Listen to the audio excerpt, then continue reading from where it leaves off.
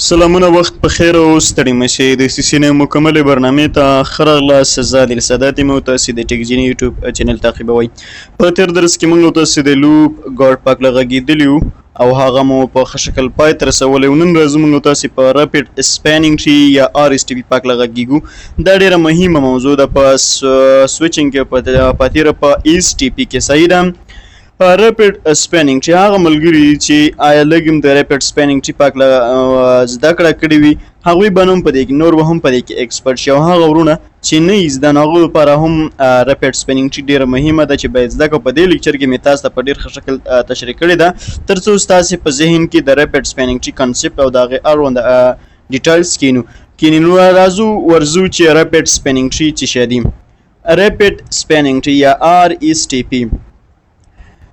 RSTP نه مطلب دی رپټ سپینینګ ټری پروتوکول او سټانډرډ چې د دغه د IEEE لوري ورته ټاکل شوی دی 802.1 او W دی او همدارنګ د دې پرپوس او هدف څه دی. هدف د دې نه دا دی we prevent network loops and provide faster convergence than classic STP 802.1D. مخکې په PSTP کې او همدارنګه په کلاسیک STP کې چې هغې کې به دا کنورجنسي څنګه وسلو مطلب لرنینګ او لیسنینګ او فارورډینګ کې او میکس ایچ کوم ټایم په دې کې به زیات وخت نیوه صحیح ده. خو د ریپټ سپینینګ ټری څخه مین هدف څه دی؟ د دې څخه مین هدف دا دی چې دا دغه وخت چې کوم د فارورډینګ او لیسنینګ او لرنینګ چې کوم ټایم نیسي هغې څنګه کوي مخنیوی کوي په نیټورک کې د لوپ مخنیوی هم کوي خو خصوصیت غټ خصوصیت همدا دی چې دا موږ سره ریپټ سپینینګ شي مطلب تیزه مطلب فاسټر کنورجنسي لري هغه ټایم له منځه وړي ډایرکټ چې کوم کله په نیټورک کې تغییر راشي یا لینک کته شي ډایرکټ بل فارورډینګ ته اړي. نو څنګه راځئ لولو یا په دغه لیکچر کې why we use RSTP یا ولې موږ ریپټ سپینینګ ټری پروتوکول استعمالو ځکه په ټریډیشنل یا پخواني STP کې همغږي کېدل شاوخوا 30 نه تر 50 ثانیې پورې وخت نیوه. دا د نننیو عصري شبکو لپاره ډېر ورو دی لکه څرنګه چې اوس ټکنالوژي ډېره مخکې تللې ده او 30 نه حتی تر 50 پورې 30 نه مطلب دا چې لیسنینګ او لرنینګ حالات 15 سیکنډه نیوه 15 نو 20 سیکنډه او میکس ایچ ټایم نو 50 سیکنډه صحیح ده. نو دا په اوس وخت کې د عصري ټکنالوژي لپاره 50 سیکنډه تقریبا 1 منټ شو نو دا ډېر وخت دی صحیح ده او په اوسنۍ ټکنالوژي باید داسې وي چې ډېره فاسټ وي. نو د دې لپاره موږ چې څه استعمالو بیا موږ PSTP نه استعمالو موږ RSTP ریپټ سپینینګ ټری پروتوکول استعمالو او RSTP improve this by دغه 50 سیکنډه یا 10 سیکنډه څخه وروسته دغه RSTP دغه دا پرمختګ راوسته چې د همغږۍ وخت له 10 نه حتی تر 50 سیکنډ څخه 1 نه تر 3 ثانیو ته راکم کړ صحیح ده.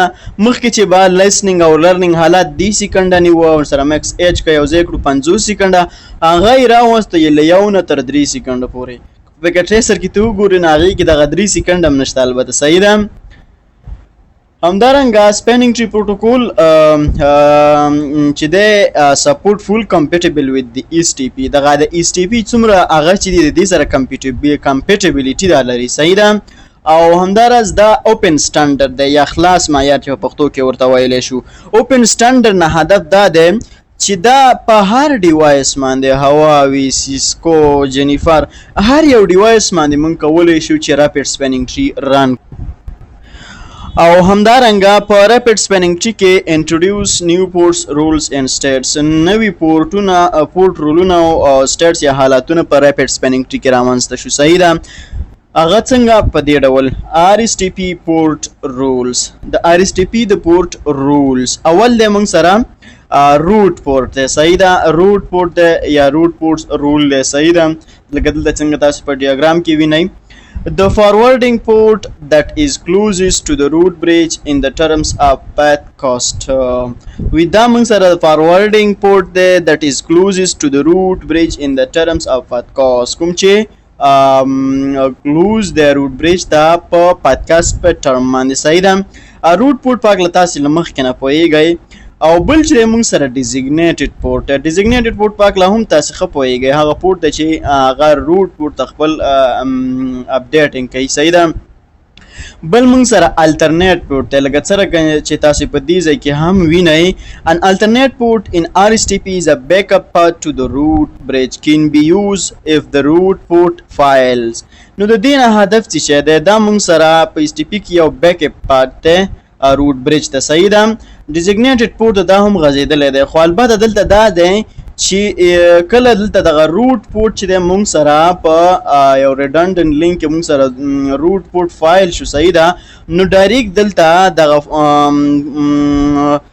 چې شه د دې ځای نیسي الټرنیټ پورټ ځای نیسي لکه څنګه چې الټرنیټ پورټ په اګله تاسې له مخکې هم غږې مخکې په لوپ ګارډ کې مې هم درته یادونه وکړه او څنګه کولی شو د هغې کاسټ بدل کړو مخکې مې په دې اګله تاسو ته بحث کړی دی بل چې دی موږ سره بیک اپ پورټ دی بیک اپ پورټ څه دی لکه څرنګه چې تاسو دلته وینئ فاصله نیټ 0/4 دا موږ سره بیک اپ پورټ دی خو بیک اپ پورټ نه هدف څه دی only appears when two or more ports on the same switch are connected to the same shared network segment like hub or shared medium one port become the designated port and the other become the backup port نو دلته تاسو یو ګورئ دا ډایرکټ د دوه سویچونو ترمنځ بیک اپ پورټ نو اوسي صحیح ده دا چې د موږ سره بیک اپ پورټ په RSTP کې په داسې یو پورټ رامنځته شوی دی چې په هغه ځای کې دا استعمالیږي کله چې یو سویچ یو سیګمنټ سره مطلب هاب او یا کوم بل شیرډ میډیم سره کنیکټ وي بل سویچ سره نه البته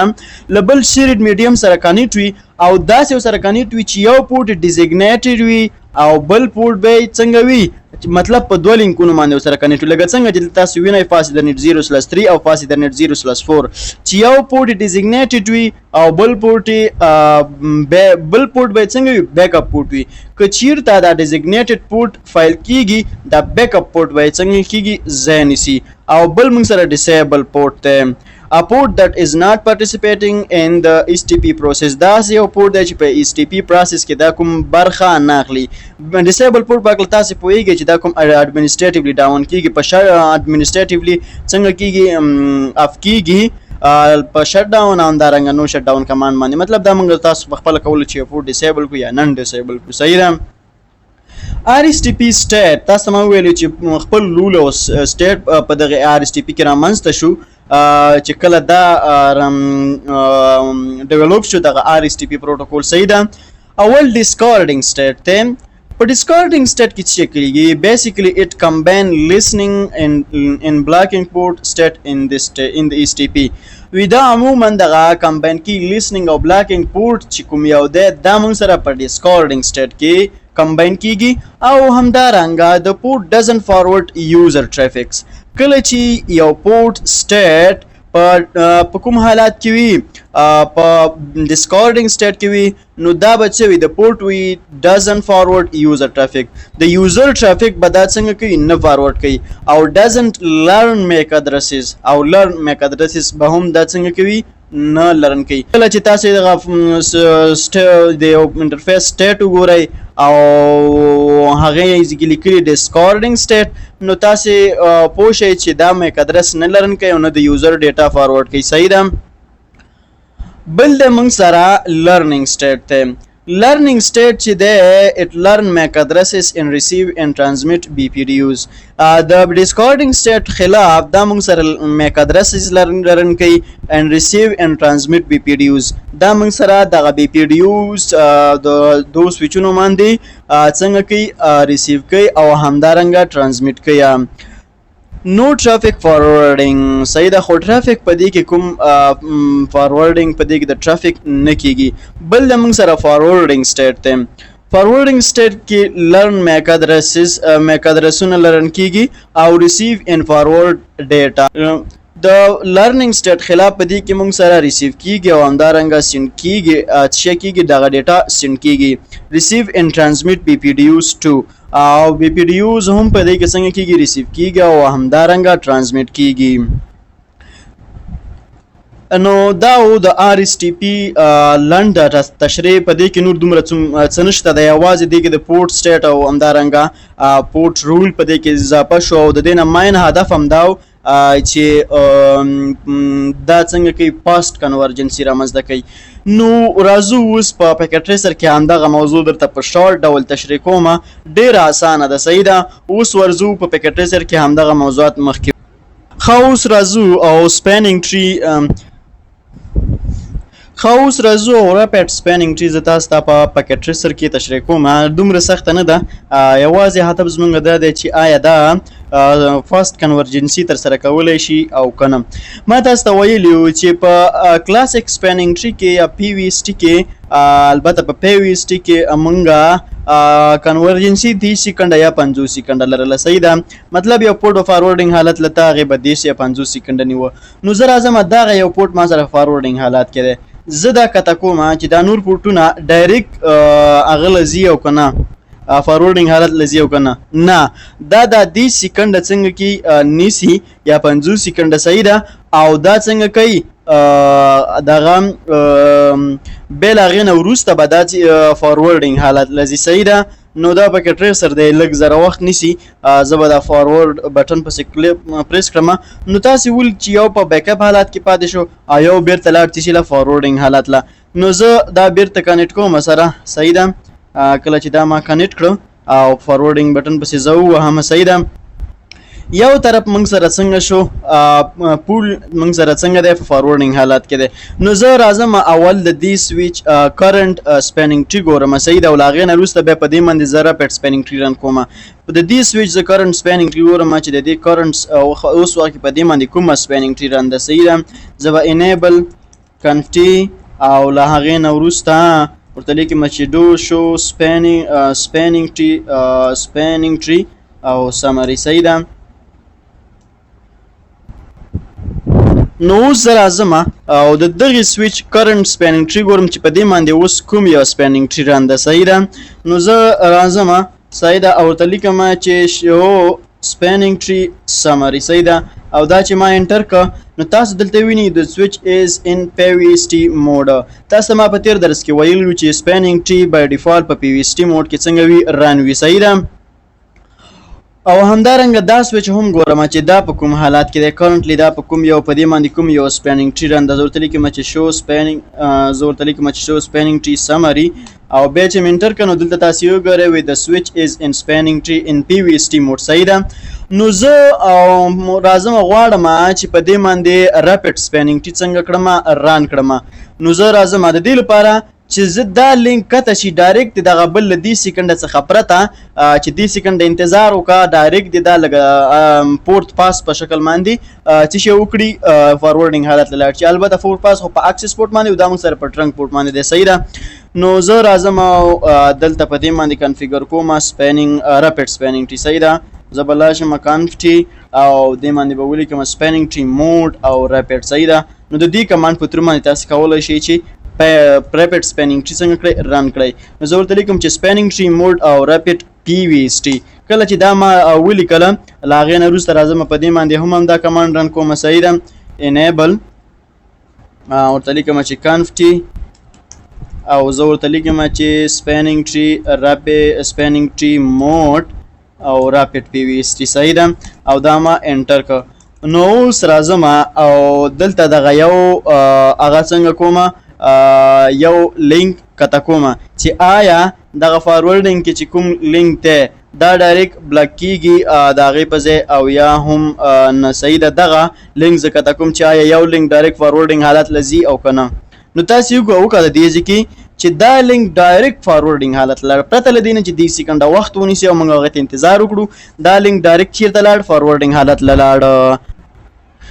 نو ډېره مننه چې زموږ لیکچر مو تر دې ځایه تعقیب کړ. دا اوس موږ ستاسې د سپینینګ ټری مربوط د سویچنګ موضوعات له راتلونکي لیکچر کې به یې تر چینل ولو. نو کوشش وکړئ چې زموږ د یوټیوب چینل سبسکرایب کړئ ځکه موږ ستاسې لپاره ډېره هڅه کوو چې په ښه شکل باندې کنټینټ برابر کړو، په ښه شکل باندې وړاندې کړو. موږ سره د پښتنو ورونو درد دی تر څو موږ دوی درک کړو ځکه اکثر ملګري له انګلیسي سره مشکل لري او یا هم دومره له غربت سره لاس او ګریوان وي چې هغوی نشي شي کولی چې په د له یو چا څخه په روپو باندې له یو ځای څخه کورس پیدا کړي او په روپو باندې واخلي یا یو لوکل سنټر لاړ شي. نو په دې خاطر باندې موږ غوره وګڼله چې دغه CCNA په ډېر ایکسپرټ لیول باندې ماشاءالله تاسو ته مخې ته واچو او هغې باندې د هغې څخه تاسو په یوټیوب چینل باندې استفاده وکړئ.